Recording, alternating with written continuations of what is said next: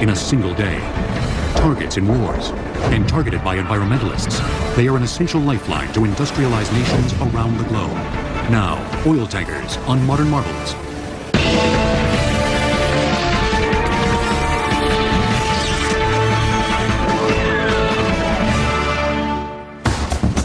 Longer than most skyscrapers are tall. They are steel giants, carrying Earth's most valuable commodity. Oil tankers transport over half of the nearly 80 million barrels of oil the world consumes on a daily basis. In an oil-dependent world, no nation consumes more than the United States. But America only produces about 1/3 of its needed supply. The rest must be imported from thousands of miles away. Regretfully, oil is found in some locations that are a great distance from markets such as the United States and Europe. And the only way to move that is either by ship or by pipeline. Oil tankers come in a range of sizes and are classified by their DWT, or dead weight tonnage, which is a tanker's weight when fully loaded. The 5 dominant classes are named Panamax, Aframax, Suezmax, very large crude carriers, or VLCCs, and ultra-large crude carriers, or ULCCs. The latter two are more commonly referred to as supertankers. In some cases, a tanker's classification name also specifies the region in which it can safely operate when fully loaded. For example, a Panamax is the largest tanker that can pass through the Panama Canal. A Suezmax is the maximum size tanker that is permitted to transit the Suez Canal. Larger tankers, such as supertankers, have drafts that are too deep and must use alternative waterways. Although oil tankers come in a variety of sizes, they're all built for one singular purpose: to carry oil. Lots and lots of oil. And this lone intent is reflected in the tanker's design. Beneath the steel skin of an oil tanker are a series of tanks subdivided by bulkheads. In a large-sized tanker, tanks are generally divided into 3 compartments that extend the width of the hull, and as many as 40 compartments that extend the length of the hull. The reason for doing that is to prevent the cargo sloshing and to provide stability. I think often the easy way of explaining it is if you were to carry a large bowl of water, I think one becomes very conscious of the fact that it's difficult to maintain the stability. If you can subdivide it by putting in divisions, it makes it a much more stable cargo. After the cargo tanks, at the stern of the ship, is a lone tower known as the superstructure, which houses all the necessary control rooms and crew accommodations. The remainder of a tanker's deck is an array of pipes used to transport oil, either into or out of the tank compartments below. As soon as an oil tanker leaves port, it becomes an entirely self-sufficient floating city, capable of producing all of its own electricity. They have huge generating units and generating electricity to not only keep the cargo contained and heated, but also to heat the ship and to run the equipment. They're very large power plants moving across the ocean. And the larger the tanker, the more easily it can slip through the water. Therefore, a VLCC requires only a single 30,000 horsepower diesel engine for power. The propulsion system consists of a single propeller and rudder, capable of moving a fully loaded VLCC at a speed of 15 knots. Auxiliary generators produce the ship's electricity. Tankers, by nature, are the most energy efficient of all vehicles. In terms of energy per ton-mile of the goods transported, we're moving it at a cost of about 2 cents per gallon. So at the gas pump, the actual price we're paying for gasoline has about 2 cents for having transported the oil. At a port in the Pacific Northwest, the Suezmax tanker British Harrier is in the process of offloading cargo to its Cherry Point refinery. The crude we're carrying is from Argentina, and it's called Escalante. We carry 1 million barrels. What's that equivalent to? Probably 35 million gallons or so. It's a lot of oil. Although the Harrier looks safe in the calm waters of the port, offloading is actually one of the most dangerous aspects of its journey. Certainly, this is the risky part. We change the condition of the vessel greatly. This is a dynamic process, and it requires careful monitoring to avoid incidents, accidents, bad things, really. During cargo discharge, combustible gases are present on the deck of the ship. A single spark can lead to a catastrophic explosion. Crude oil is offloaded by huge steel pipes that extend the length of a tanker's center compartments. Additional pipes branch out from the main pipes in order to reach cargo in the starboard and port tanks. When the vessel is ready to discharge, hydraulic pumps create a vacuum inside the steel pipes, sending the cargo to more pipes that run along the ship's deck. From there, the oil is sent to a refinery or storage container via additional conduits. The discharging process for the Harrier will take 30 hours to complete. We'll have to run our pumps carefully to get as much out as possible. And I can assure you this vessel is going to be dry as popcorn at the end of the operation. But even after its combustible cargo has been emptied, the Harrier can still be a dangerous place. The power of the sea is so great, you've really got to watch the weather, because if you're doing full speed and the weather does deteriorate, the combined force of the weather hitting the ship can do a lot of damage. It can take steel structures on deck just away. To avoid accidents, sophisticated navigation tools are essential. On this ship, you can actually program the ship to alter course itself. The navigation with GPS, and that's accurate up to 50 meters. So yeah, you just read off a dial and there you are. Besides the weather and combustible cargo, the crew of the Harrier must battle one more hazard of sea life: boredom. It can be boring, especially oil tankers. They're at sea for long periods. They load offshore, they don't go into port as often as container ships or bulk carriers, and they can tend to be boring. The trip from Argentina to the west coast takes the British Harrier 21 days. To help pass the time, the Harrier is equipped with a gym, a recreation room, a bar, a full kitchen with chefs, a dining facility, and a complete complement of musical instruments. You can have a love at the sea. You need an attitude, a certain attitude to do this job. You got to love it. You got to love the job to do it, I suppose. The British Harrier exemplifies the efficiency of the modern oil tanker. But achieving this level of efficiency took the industry over 100 years and 2 world wars. With a deadweight tonnage of more than 564,000, the Yari Viking is the world's largest oil tanker. Measuring 1,504 feet in length, she is over 250 feet longer than the Empire State Building is tall. Oil tankers will return on Modern Marvels. Today's global tanker fleet provides an essential lifeline to the industrialized nations of the world. But transferring oil by ship isn't new. Its history dates back thousands of years, when the Greeks, Romans, and Phoenicians transported oil across the Mediterranean Sea. No, not petroleum oil. Olive oil. Like petroleum oil, olive oil was the most important commodity of its day, and it commonly served as the financial backbone for an exporting nation's economy. Wood ships fitted with multiple sails were built to reach trading posts throughout the Mediterranean. Instead of transporting the oil inside the hull of the ship, the cargo was stored in baked clay amphorae. During the Middle Ages, ship trading expanded as it became cheaper and safer to traverse the world's oceans and seas.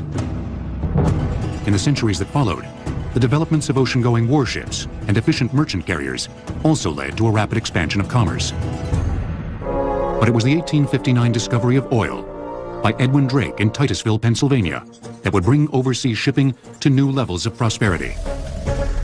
2 years after striking black gold, 3 million barrels of oil were being pumped each year in Titusville, with the majority of it being refined into kerosene.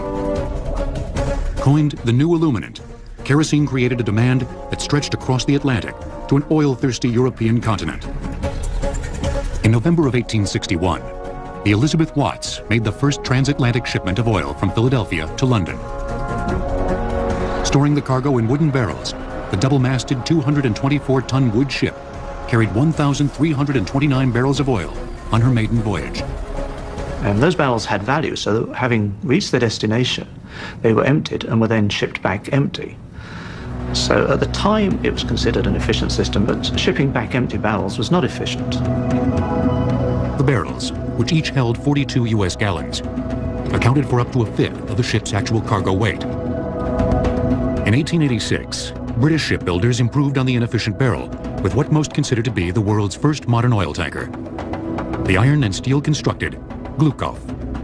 That ship utilized the hull of the vessel as the containment system. It was able to carry a larger cargo, steam-powered, wasn't so dependent on the weather, and it meant that one could actually organize the transportation on a more regular basis. The Glukov could travel at a rate of 9 knots, holding 3,020 tons of oil in 8 storage tanks that were subdivided by a series of vertical and horizontal bulkheads.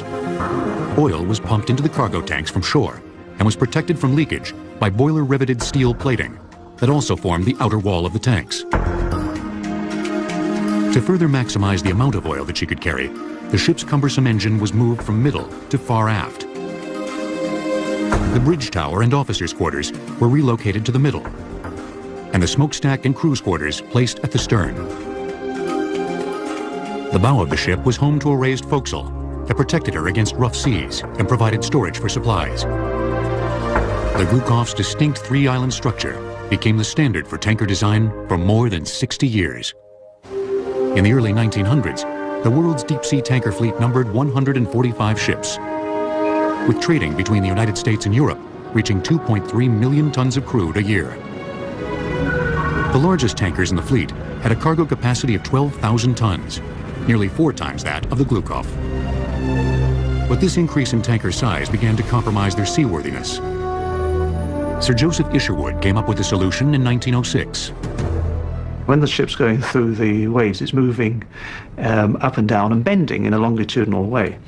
And the Isherwood system was developed to provide some longitudinal rigidity to help the vessel in terms of its bending. Before the Isherwood design, ships were built using numerous transverse frames, which formed the ribs of the ship.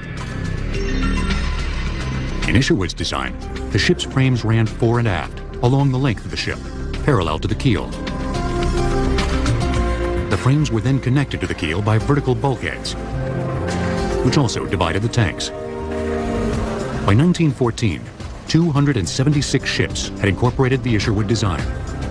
The Isherwood system has been refined and modified, but it is still the underlying system that is employed in the construction of ships. The design system for the modern oil tanker had been achieved. But the onset of the First World War would bring about a new breed of tanker for the military, called an oiler, and a new method of transferring oil, known as underway replenishment. The tanker is a ship that's able to carry petroleum or water or some other liquid substance from point A to point B. An oiler can do that, but it also can do what the Navy calls underway replenishment, whereby it can refuel other ships while sailing across the ocean. In World War I, the strategy of the German Navy focused on Britain's dependence on oil imports to fuel its war campaign. Germany's new weapon, the U-boat, set up a blockade in the North Atlantic to cut off Britain's oil supply. When the U.S. entered the war in 1917, the Royal Navy was limited to a 10-week supply of oil. With little time to spare, the U.S. Navy sent a fleet of destroyers to assist the embattled British fleet. These destroyers had a very limited range. They could just barely make it across the Atlantic. To ensure that they wouldn't have any problems, the Navy arranged to have them be refueled in mid-ocean by one of the Navy's oilers. Before the U.S. joined the war, Chester Nimitz and the officers aboard the Navy tanker Maumee designed a ship-to-ship refueling system that consisted of 2 50-foot-long rubber hoses suspended by cargo booms. The Maumee was the first ship to perform underway replenishment. The advantage of underway replenishment is that the fleet or Navy formation can keep steaming while it is refueling, as versus having to go to a port somewhere and spend the time to refuel and then proceed on to its destination. By July 5, 1917, the Maumee had refueled 34 destroyers headed for Europe. They helped break the German U-boat blockade. The significance of refueling these destroyers was it was the first time that anyone had refueled ships at sea in a tactical operation. And it was the forerunner of something that would happen again and again, especially in World War II. In the mid-1930s, war clouds began to form again on the global landscape. The United States military was quick to realize that if a Second World War were to erupt, it would be a fully mechanized conflict, and tremendous amounts of oil would be needed to ensure victory. The Navy laid out a very detailed structural plan on how the Navy was going to get from the west coast of the United States to the Far East to be able to engage its main enemy, which it felt was Japan. So it knew in the interwar years that refueling at sea would become a critical element of this. The Navy needed a fleet oiler in a hurry, and looked towards the commercial tanker industry for assistance. In 1939, the Navy purchased the 553-foot tanker Cimarron from the Standard Oil Company. She was a very unusual ship. She was fairly large, but more importantly, she had twin screws. It's a very fast ship with a bulbous bow. They allowed the ship to have a speed of 18 knots at a time when 14 or 15 knots was the norm for a fast commercial tanker. And this speed was very important because this would allow the ship to steam with the fleet. The Cimarron became the prototype fleet oiler for the Navy.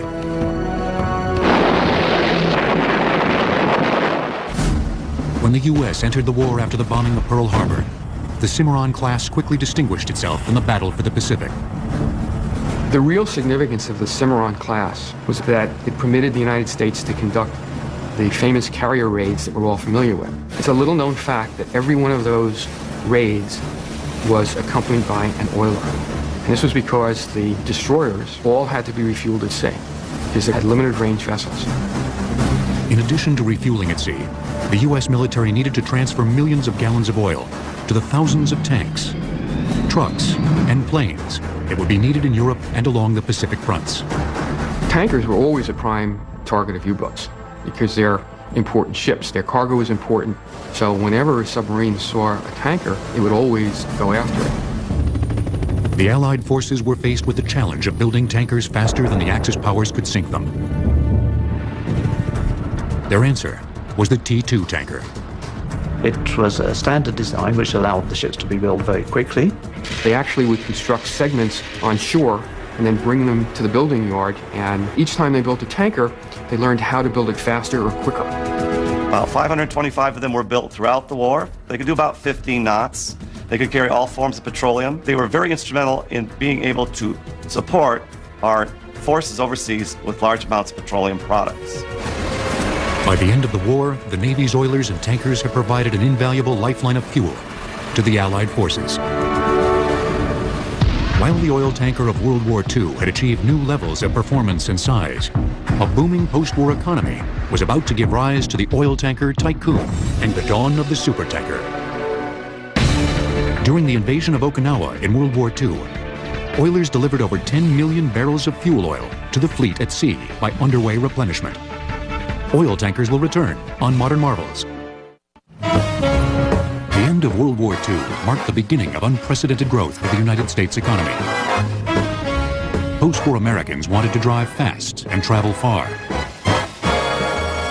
By the early 1950s, American imports of petroleum products exceeded exports for the first time.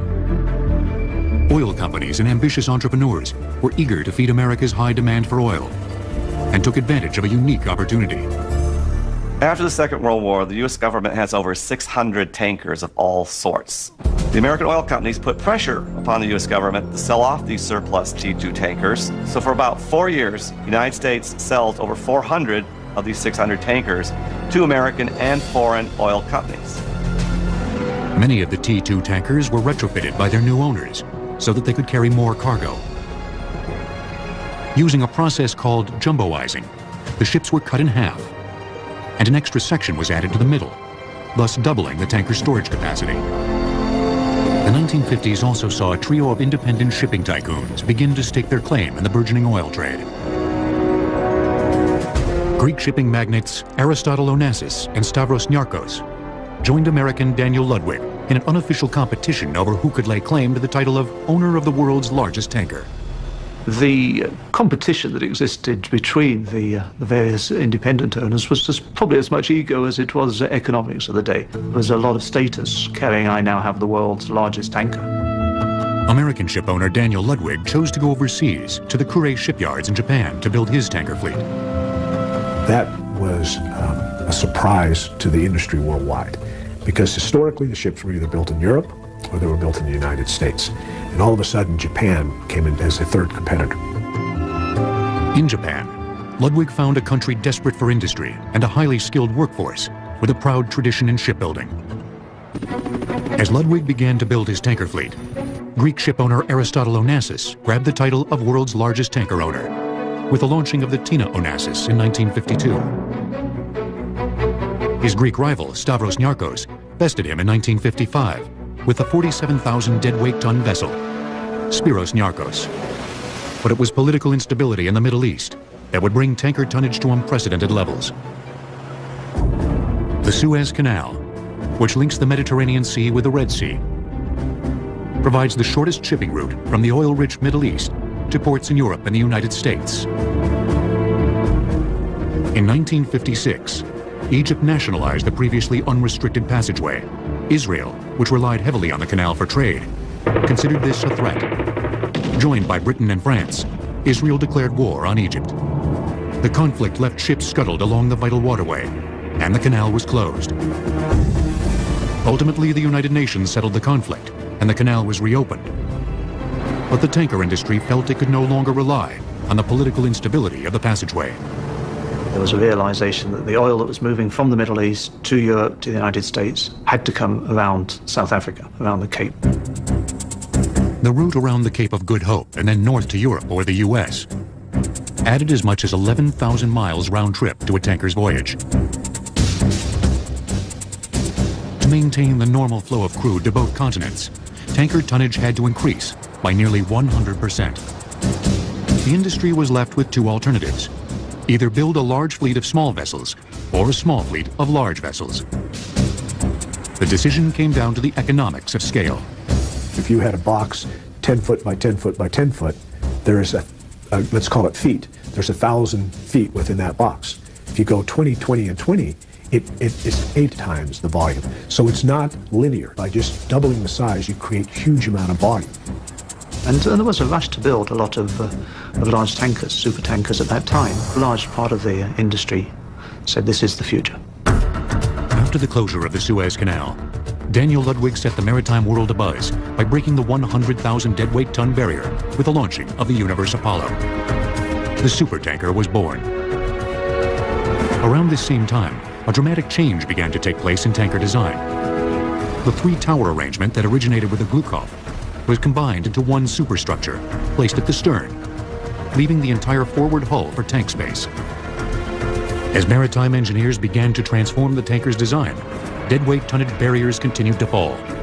In 1966, the Idemitsu Maru became the first tanker to eclipse 200,000 deadweight tons, becoming the first VLCC, or Very Large Crude Carrier. Just 1 year later, the Suez Canal closed again, this time for 8 years. The industry's gamble in building supertankers had paid off. And Daniel Ludwig was ready to push the envelope of size even farther. In 1967, he unveiled the 300,000 deadweight ton Universe Ireland. Ludwig had once again established a new record in tanker tonnage. The Universe Ireland became the first ULCC, or ultra-large crude carrier.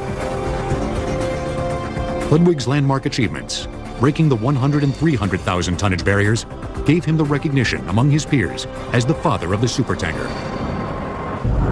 But for the United States, the world's largest importer of oil, the draft of a fully loaded supertanker posed a large problem. None of the ports could handle a ship of that draft. So what we find happening still today in the United States is these larger crude carriers come in, they stay offshore 20, 30 miles, and they actually do what we call lightering, which is take the oil from the large ship and actually put it on a smaller ship, which does have the draft to allow it to go into these ports. Lightering typically takes place while both ships are underway. Maneuvering the smaller ship alongside the larger tanker can be dangerous. This is a lightering fender. What we use them for is to keep the two ships that are lightering from coming in contact with each other. As you can imagine, the size of these is tremendous because there's tremendous forces involved in bringing two full-size tankers together that are carrying perhaps 300,000 tons of cargo each. We don't want them coming into contact at sea. With the fenders in place, the ships are moored alongside each other. After checking to make sure the tankers are secure, rubber hoses measuring up to 90 feet in length are transferred over to the lightering vessel. Typically, cargo is offloaded using a 250 psi pump, which can transfer oil at a rate of 30,000 barrels an hour. By the 1970s, the growth of the tanker industry appeared limitless. But this burst of growth would soon be stunted by a series of supertanker explosions and several devastating oil spills. A fully loaded supertanker traveling at a speed of 16 knots needs up to 20 minutes to stop. Oil tankers will return on Modern Marvels. The supertanker brought about a golden age in the oil tanker industry. But starting in 1969, a series of accidents placed the industry under scrutiny. In a very short period of time, there were 3 major tanker explosions. That led to immediate concern. The entire concept of the tanker was in jeopardy, as speculation rose that tankers might be floating time bombs, capable of igniting without a moment's notice.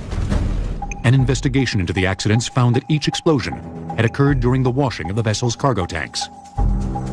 When you drain the cargo tanks of the oil, there's always a residual buildup on the inside of these tanks. So what we use is a high-pressure washing system. It's automatic within the tank, and when you induce oxygen through this spraying system, you've got a combustion potential. And the velocity of that spray system actually picked up static electricity. When it hit the sidewall, it created a spark, and the vapors coming off ignited. And it was a tremendous tragedy. To fix the problem, engineers designed an inert gas system, or IGS. During cargo discharge, flue gases produced by an oil tanker's boilers are sent to the IGS. The system converts the flue gas to an inert gas, distributing it to the ship's cargo tanks and displacing the oxygen. Today, inert gas systems are mandatory aboard every oil tanker in operation. After the supertanker explosions of 1969, the industry would soon endure another crisis. By the mid-1970s, world demand for oil products began to taper off. The industry, which had greatly increased its tanker fleet due to the closures of the Suez Canal, was suddenly left with a surplus of ships. A lot of the ships that were built in the late 70s in particular went straight to layup. Several of those ships were never used, and in fact within a handful of years, many of those ships were sent for demolition, for recycling, without ever having carried a cargo. By the late 80s, the demand for oil products was again on the rise. New tankers were being built, and the industry showed signs of a full recovery. But its momentum would be short-lived, as an environmental disaster was about to change the industry forever. Since the dawn of the supertanker, hundreds of millions of gallons of oil have been spilled in oceans throughout the world. But no oil tanker spill has had a greater impact on the industry than the grounding of the Exxon Valdez in 1989. On March 24th, the single-hull Valdez hit a reef, fracturing its hull. The result was the leakage of approximately 11 million gallons of its cargo into a pristine environment. The Exxon Valdez severely damaged the local environment around Prince William Sound in Alaska. The oil then drifted to the west and continued to damage coastline along Alaska. It killed many animals outright, from birds to seals to sea otters, and then continued to damage fish populations and other aquatic populations. The Exxon Valdez oil spill was regretful, not only for Exxon itself, but for all the industry. But what it taught all of us is even though we were operating as safely as possible with the emergency response equipment that we thought was adequate, we learned that we needed to do even more. After the grounding of the Valdez, public outcry and political pressure led to new legislation for tankers entering U.S. waters. The Oil Pollution Act of 1990 effectively mandated the introduction of double hulls. The double hull basically provides for protection from collisions and groundings. And those incidents represent something like 50% of the incidents that tankers are involved with. So the double hull is providing immediately an enhanced level of protection. OPA 90, as it's known throughout the industry, requires all tankers entering U.S. waters to be double-hulled by 2015. However, in Europe, the tanker spills of the Erika, and later the Prestige, created a new set of legislation from the International Maritime Organization. The Prestige was an incident that occurred in November 2002 off Spain. Unfortunately, it led to a very bad pollution, very major pollution of the beaches of Galicia. It also led to a lot of new legislation. It has led to an accelerated withdrawal, forced withdrawal of single-hull tankers. The international mandate, which has not been adopted by the United States, requires tankers to be completely double-hulled by 2010. But the tanker owners doing business in U.S. waters have more immediate concerns than the double-hull deadline. They have to make sure their current fleet of tankers can pass the stringent maritime regulations enforced by the U.S. Coast Guard. The U.S. Coast Guard has the unique responsibility for being the maritime service that protects America's waterways, ensures safety and commerce at the same time. When the Coast Guard comes aboard a tank ship, our concerns are to make sure that the vessels don't create a pollution hazard to the area. On a warm June day in Long Beach, California, the British Pride has just returned from the Middle East, carrying 2 million barrels of crude oil in its hull. Good morning, Captain. I'm Rick Hawkins, United States Coast Guard. This is David Nguyen and Mike Garcia. How are you doing today? Good morning. Welcome aboard. I'm fine, thank you very much. What we're here today to do, Captain, is conduct your annual Certificate of Compliance inspection. If major problems are found aboard the British Pride, the ship won't be allowed to discharge its cargo, potentially costing the vessel's owner tens of thousands of dollars a day. One of the most important anti-pollution devices on board a tanker is the oily water separator. The system works by processing the oil that exudes from a tanker's machinery and collects in the lowermost part of the ship, known as the bilge. When the oil is diluted with water to acceptable levels, it can then be discharged into the ocean. There are safety systems built into that equipment where, should the oil reach a high level, that alarms will sound and automatic systems come into play. Valves will close, so there's no accidental discharge. After examination of the oily water separator, the wheelhouse is tested. We go from hard port to hard cellar. Hard port, hard cellar. That's hard port. Emergency firefighting equipment is checked, and manual control of the ship's rudder is inspected. Upon completion, the vessel is given permission to discharge its cargo. Based on the inspection this morning of the Pride, the ship was in very good condition. The crew, the officers, and the deck crew were very competent and very cooperative. And all the machinery that we inspected was in very good condition and operated as intended. Monitoring the hundreds of oil tankers entering U.S. harbors is a huge responsibility for the Coast Guard. And they're about to get even busier, as the tanker industry is currently undergoing the highest level of new ship construction since post-World War II. The largest oil tanker spill on record occurred in 1979, when 2 tankers collided off Tobago Island, spilling approximately 280,000 metric tons of oil into the Caribbean Sea. Oil tankers will return on Modern Marvels. At the National Steel and Shipbuilding Company in San Diego, California, BP is building 4 new Alaskan oil tankers to meet the OPA 90 deadline of 2015. At 185,000 deadweight tons, each ship consists of 34,000 tons of steel and requires 106,000 gallons of paint. But what is unique about these ships is a redundancy system that ensures a level of safety far beyond the requirements of OPA 90. We call it double-double. It's double hull, double engine, double propeller, double everything. And they're designed to enhance the safety of transporting oil out of Alaska waters. If the engine were to fail, the other one could operate independently and propel that ship. The same with the rudder. If you were to lock your rudder in and you couldn't move that rudder, you could actually shut down that engine and operate off of a separate propulsion system. The rebuilding of BP's tanker fleet won't come cheap, as each Alaskan tanker will cost nearly $250 million. But BP has found at least one way to help offset the cost. Oil tankers reserve several tank compartments to store seawater. This is used to ballast the ship after cargo is discharged.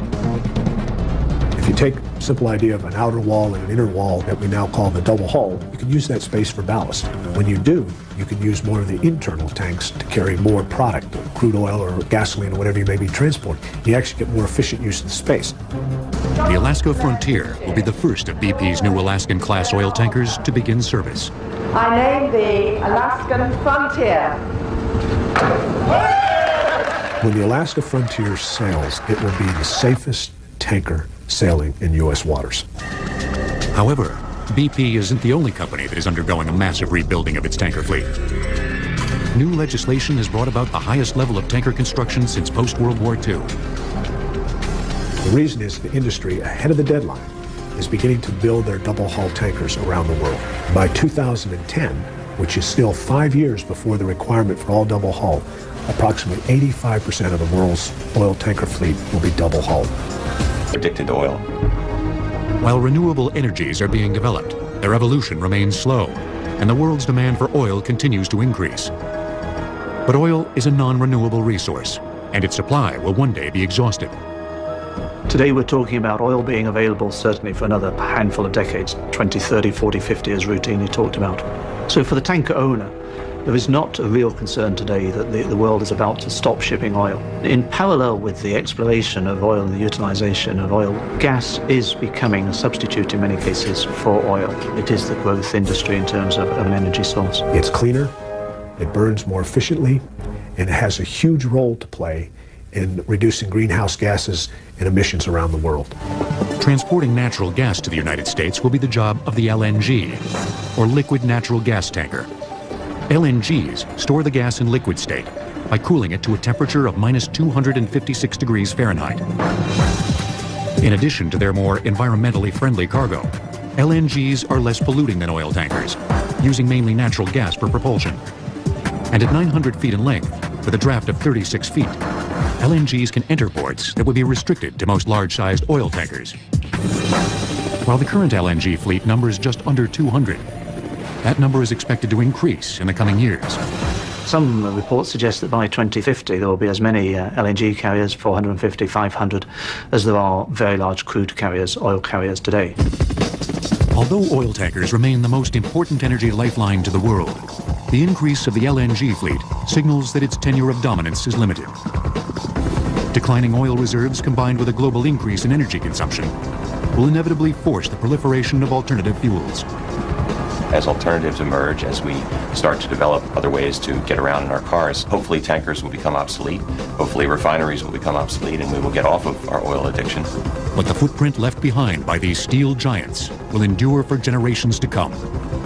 I think in the future there will be a realization that it was indeed a marvel of the time, a necessity of the time. It's an industry that continuously improved, that used innovative techniques to make the movement of hydrocarbons even safer, that supplied much needed energy to places that before ships were built the way they are, we couldn't get the energy to them. The oil tanker will forever be linked to the spectacular growth of the petroleum industry. It will serve as a reminder of a time when nations depended on oil from thousands of miles away to power the industrialized world.